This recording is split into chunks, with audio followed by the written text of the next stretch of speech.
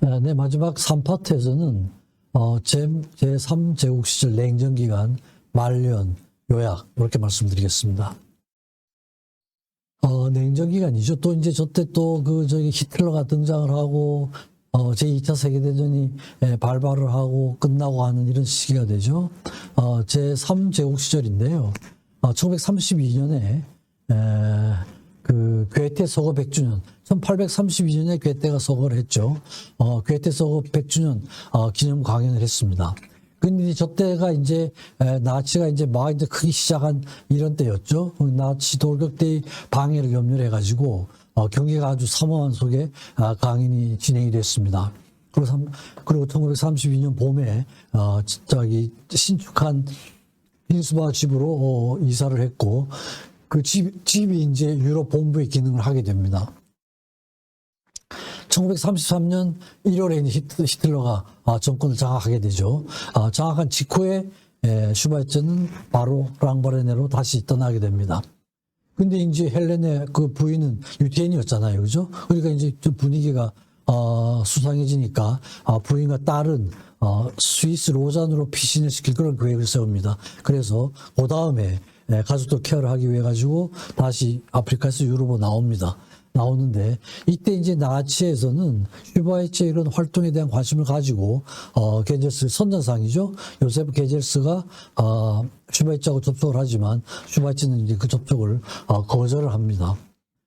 1935년이 이제 60회 생일인데 이때 이제 생일 잔치를 하고 나서 7일 후에 다시 랑바른으로 향합니다. 아프리카로 가게 되죠. 가서는 이제 그때는 이제 라디오를 청취할 수 있는 이런 방법이 있었습니다. 그래서 1938년도에 라디오 방송을 들으면서 세계 정치가 어떻게 돌아가는지 아프리카에 있으면서도 이런 걸 파악할 그런 시간을 가질 수가 있었고요. 그다음에 37년 10월에는 부인 딸을 데리고 미국으로 갑니다. 이제 뭐 유럽에서도 그렇고 관심이 많아지고 그러니까 미국에도 이제 네트워크를 좀 만들어야 되겠다는 이런 계획을 세웁니다. 그래가지고 그걸 하기 위해서 같이 이제 가족들하고 같이 미국으로 갑니다. 가서 강의도 하고 아인슈타인하고도 이제 만나게 됩니다. 그리고 이제 39년 5월에 딸과 부인이 랑바렌으로 가는데 가서 딸이 아버지 하는 일에 굉장히 짙은 감동을 받습니다.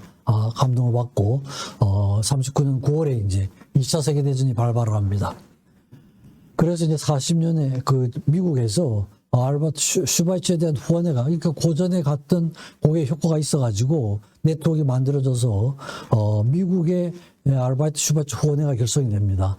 그리고 선교사 이사로는 에미로스의 주도입니다. 그러니까 선교사의 전직 선교사 의사였던 에미로스가 주도를 하는 후원회가 결정이 됩니다. 그러면서 제약회사들, 의료기관들, 그다음에 뉴욕 필하모니 오케스트라 음악에도 관심이 많았으니까 이렇게 했지만 실제로 이제 이 네트워크를 공고히 한 건 부인이었어요. 그죠?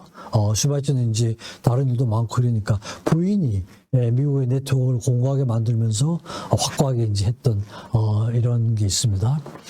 그리고 이제 영국이나 다른 나라에서도 영국, 스웨덴, 미국이나 이런 데서도 이제 기부금이 점차 증가를 하고 이것도 역시 부인이 네트워크가 큰 역할을 하게 됩니다.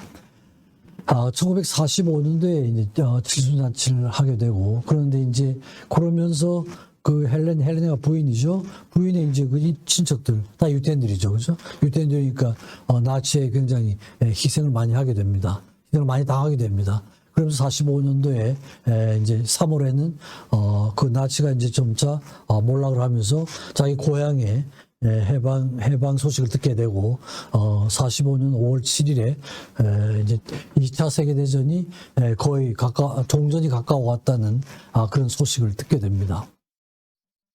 그러면서 이제 점차 세계적인 인물이 됩니다. 세계에서 가장 위대한 인물. 이래가지고 유럽의 한 설문조사에서 역사적으로 3대 천재가 있었는데 다빈치, 괴테, 슈바이처. 이래가지고 역사적인 3대 천재의 이름으로 이렇게 이제 뽑히기도 하고요. 그 다음에 1947년 10월에는 라이프지히에서 세계에서 가장 위대한 인물 그 선정에 슈바이처가 선정이 됩니다.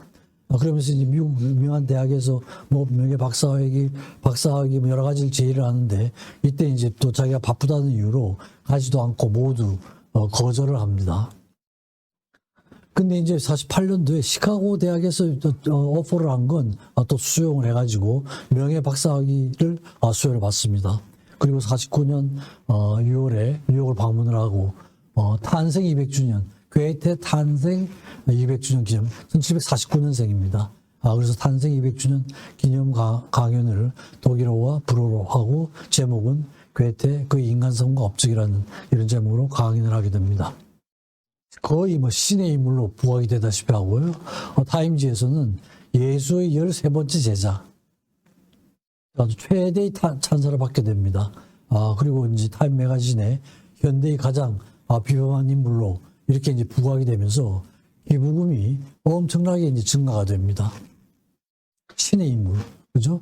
예수의 13번째 제자, 그죠? 극찬을 받게 되죠. 그러면서 다시 이제 아프리카로 8번째 왔다 갔다 하면서 이제 49년도에 10월에 갔는데 이건 8번째였습니다. 이때 이제 오스트리아 출신 다큐멘터리 제작자가 따라갑니다. 따라가서 다큐멘터리를 제작을 합니다.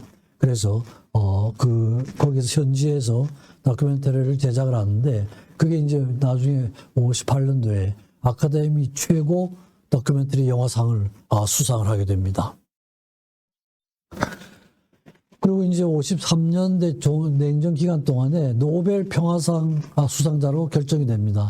근데 이제 나완자촌 건설 문제 이것 때문에 바쁘다. 그래가지고 이제 직접 참석을 못한다는 통보를 합니다. 그러니까 이제 노르웨이 주재를 하는 프랑스 대사가 대신 이제 수여를 하게 되고요.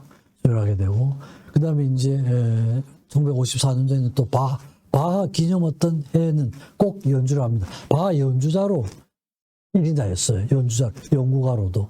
그리고 1954년도에 11월 달에는 다시 가서 직접 수여를 하게 됩니다. 그 전에 대리 수여를 했는데, 그 다음에는 갈 수 있어가지고 직접 이제 참여를 해서 노벨상 수상을 하게 됩니다. 근데 이때 또 막 부인하고 굉장히 불화 상태에 이르게 됩니다.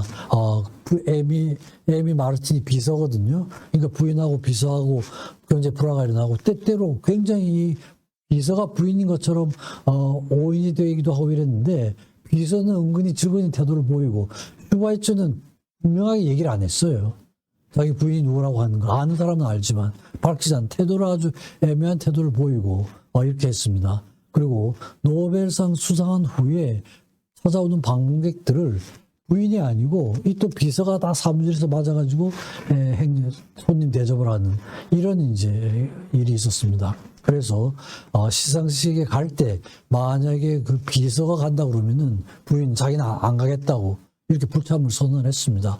그런데도 아랑곳 하지 않고 슈바이처가 비서하고 같이 오슬로로 갑니다. 가게 되니까 뭐 안 갈 수가 없죠, 그죠? 그래서 그냥 그렇게 선언을 했지만 부인도 이제 가서 오슬로로 가서 참석을 합니다. 하여튼 이때는 이제 상태가 아주 뭐 최악의 상태가 되고 거의 이혼 직전까지 가는 심각한 그런 상황이 됐습니다.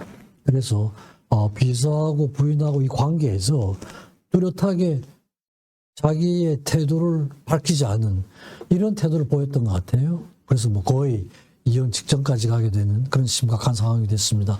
상금은 받아가지고 나완자촌, 새로운 나완자촌 건립에 모두 사용을 했습니다.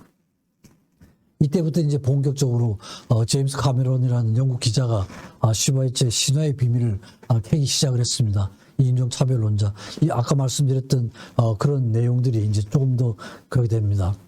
그래서 이제 노벨상 수상으로 가지 않을 때도 만약에 내가 수상으로 가고 자리를 비운다면 저 게으른 짐승들, 흑인들 얘기죠.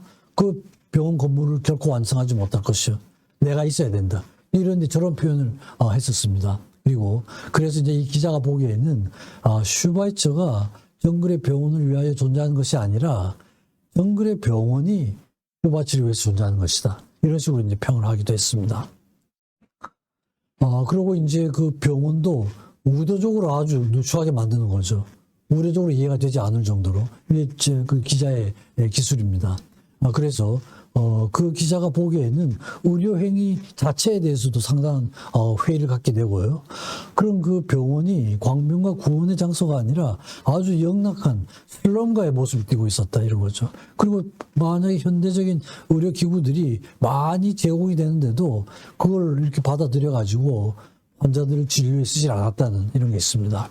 그리고 위생시설도 뭐 거의 바닥 수준이었고, 공공병원 수도 사람은 굉장히 많은데 두 군데밖에 없고, 심지어 시트도 거의 사용하지도 않고, 또 그냥 이불이나 이런 건 환자들이 직접 갖고 와야 되고, 이 위생적으로 봐서는 엉망이었던 거죠. 그래서 그 기자가 보기에는 노만 커즌스라는 그런 기자는 병원이라기보다는 원시림의 임상 실습실 같은 느낌을 받았다.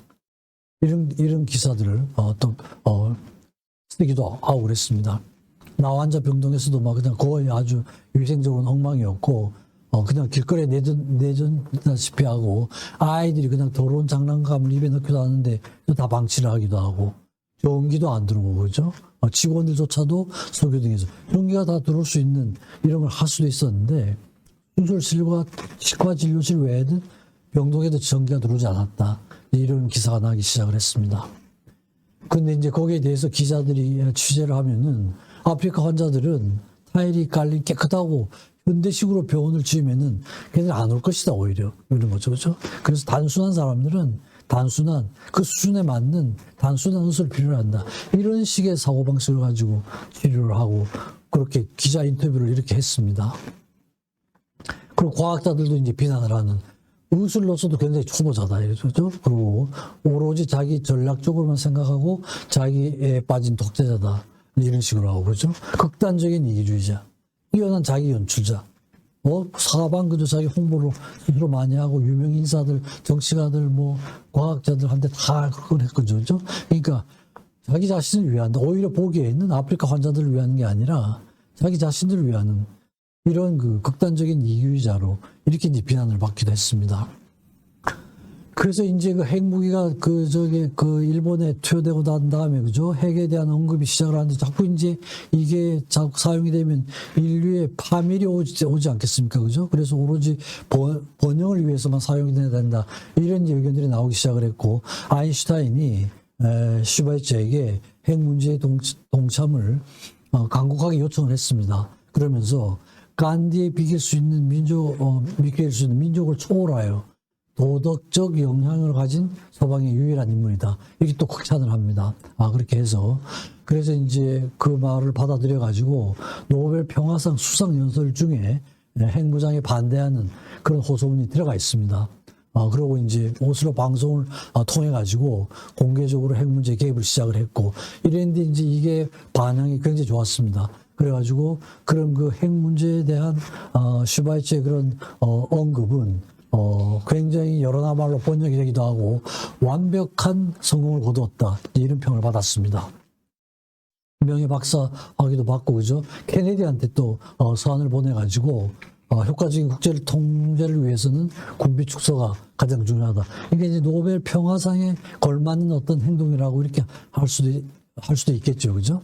그래서 이제 그 당시에 이제 동서독도 이제 이게 지금 양쪽에 호언을 같이 받기도 했습니다. 그러니까 베를린 장벽이 설치되기 직전에 동독 지역에 있는 훔볼트 대학에서 의학부 명예 박사학위도 수여를 받았습니다. 그리고 여서들이 동독에서도 관심을 많이 갖고 있었습니다. 그래서 일부 책들은 동독 출판사에서 출판이 되고, 거기서 나오는 인쇄들은 또 이제 기부 형태로 받아가지고 의약품 기부 형태로 돈을 받는 게 아니라 이렇게 해서 이제 자기 활동에 도움을 받기도 했습니다.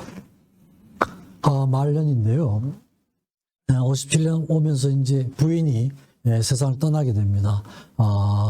마지막으로 이제 같이 있다가 상태가 안 좋아져서 파리로 돌아오게 되고, 딸이 그 어머니를 쥐리의 병원으로 모시고 갑니다. 그래서 57년 6월에 부인이 향년 78세를 일기로 세상을 떠나게 됩니다. 떠난 후에 슈바이처가 요청을 해서 부검 실시를 하고, 유엔은 아프리카 랑바란에 자기들이 활동하던 거기에 이제 묻히게 됩니다. 그래서 무덤은 알자스 고향에서 흙을 가지고 와가지고 그 덮어줍니다. 그렇게 하고 1960년에 이제 그 가봉이 프랑스로부터 독립을 하게 됩니다. 그러면서 대통령 중심제의 공화국으로 선포를 하게 됩니다. 그래서 그 신임 대통령 레온 음반데 신임 대통령은 슈바이처를 굉장히 옹호를 했지만 정치적인 적수들은 굉장히 적대적인 행동을 보였습니다. 나라를 떠나라고 반대하는 그런 의견을 많이 냈고요. 신임 대통령은 슈바이처에게 최고 명예훈장을 수여를 했습니다. 그러면서 서서히 말년을 맞게 하게 되는데 1965년 90회 생일을 맞게 됩니다. 90회 생일을 맞을 때 그 대통령이 파티에 참석을 하고 간선도로 거기도 알베르트 슈바이처 박사대로 길 이름도 슈바이처 박사 이름을 따가지고 명명을 하고 자신의 활동이 서서히 끝나감을 느끼게 됩니다.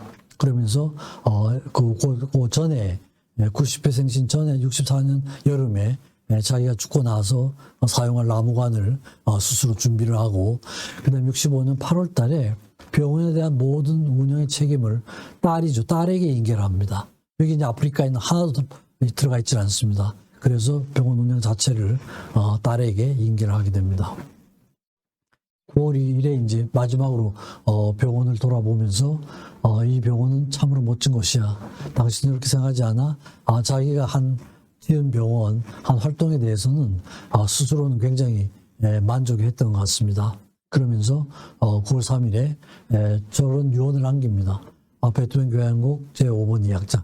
그래서 이제 저는 뭐 제가 음악을 워낙 좋아하고 저는 이제 베토벤 매니아였죠. 그래서 슈바이처 책을 쭉 읽으면서 전부 100% 바하 얘기예요. 슈바이처 음악에 대한 얘기는 100% 바하. 베토벤 얘기는 한마디도 나오질 않습니다. 한마디 나오질 않아서 속으로는 조금 서운한 그런 게 있었는데 마지막 그 유언은 베토벤 교향곡 5번 운명 교향곡이죠. 운명 교향곡의 2악장을 들으면서 세상을 떠났습니다. 그러니까 평생 바하 공부를 하다가 마지막은 베토벤을 들으면서 세상을 떠났습니다. 이게 이제 무덤입니다. 그래서 9월 4일 날 세상을 떠나서 부인 곁에 묻히고 아주 소박하죠. 십자가 하나가 지키고 있습니다. 장례식 때 10편, 90편, 90편이 낭송이 됐습니다. 그 내용이 주 그리스도여 주 은혜와 더불어 우리 곁에 머무소서 이렇게 했습니다. 추도사로 가봉 대통령, 프랑스 대사, 말주문 등 3인이 추도사를 했습니다. 그래서 마지막에 부부와 부인과 함께 자기가 가서 활동하던 람바레네의 그 묘소에 안식처를 마련을 했습니다. 그래서 전체적으로 요약을 해서 말씀드리면은 뭐 통서평, 요즘 이제 이게 유행이잖아요, 그죠? 통서평, 모든 학문이 통합이 돼야 된다 이런 거 아닙니까, 그죠? 그래서 보면은 저기 인문학, 자연과학, 철학, 자연과학, 인문과학, 사회과학 모든 학문이 있는데 모든 학문이 다 기본적인 목적은 인간을 위한 거죠, 그죠? 그래서 결국은 인간인데. 그렇기 때문에 모든 학문이 통합이 될 수가 있습니다. 그런데 이제 특히 슈바이처는 인간을 직접 다루는 그런 학문들이죠, 그죠? 종교, 철학, 음악, 의학이죠, 그죠? 인간을 인덱스, 영적인 걸 다루는 모든 학문 분야를 거의 전문가처럼 공부를 했습니다. 해가지고 다 이제 박사가 되다시피 했죠, 그죠? 그러니까 인간에 대한 여러 가지 접근을 다 섭렵을 하고 그게 이제 통합이 된 이런 거니까 결국은 이제 제가 이건 자세히 말씀 못 드렸습니다. 생명 경외 사상이라는 게 기본적인 사상이기도 하죠, 그죠? 이게 나오게 된 백그라운드가 이렇게 됐으니까 요즘 용어로 한다 그러면은 통섭형 인간의 전형이라고 할 수가 있을 것 같아요, 그죠? 근데 이제 또 다른 한편으로는 가족들에 대한 그런 슈바이처의 그런 할 수가 없었을까? 가족에 대한 관심과 사랑, 아프리카에 대한 극단적 이기주의자, 극단적 자기 연출의 대가 이런 거죠. 왜 그렇게 수많은 수백 개의 그런 아프리카에 그런 병원들이 있었는데 유독 슈바이처의 병원만 그렇게 이제 부각이 됐을까? 이게 이제 자기 홍보, 그죠? 이런 거죠. 정치적인 행보 이런 겁니다.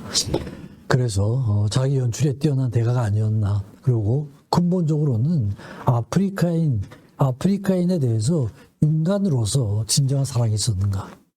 이런 거에 대한 회의는 굉장히 많았던 것 같습니다. 그리고 실제로 슈바이처의 말과 행동에서 이런 차별적인 말이 굉장히 많이 남아 있어요, 그죠? 그래서 제가 이제 제목을 그래서 제가 그 학회 근처로 가서 케니스베르크, 카이저스부르크죠, 알자스에 그 기념관을 갔었습니다. 저 뒤에 보이는 저 집이 슈바이처가 태어난 집이고 지금 기념관으로 되어 있습니다. 그 바로 건너편에 이제 이렇게 흉상을 만들어 놓고 그 주변이 휴식터처럼 되어 있습니다. 그래서 그 지역 사람들이 항상 와서 같이 지낼 수 있는 그런 겁니다. 이게 이제 기념관을 제가 바깥에서 본 겁니다. 그래서 제가 제목을 이렇게 붙였습니다만 선자이기도 하고 부분적으로는 위선자이기도 하고 양쪽 측면이 다 있지 않나 하는 이런 말씀을 드리면서 결론적으로는 이런 말씀을 드려야 될 것 같습니다. 네, 이상으로 마치겠습니다. 경청해 주셔서 감사합니다.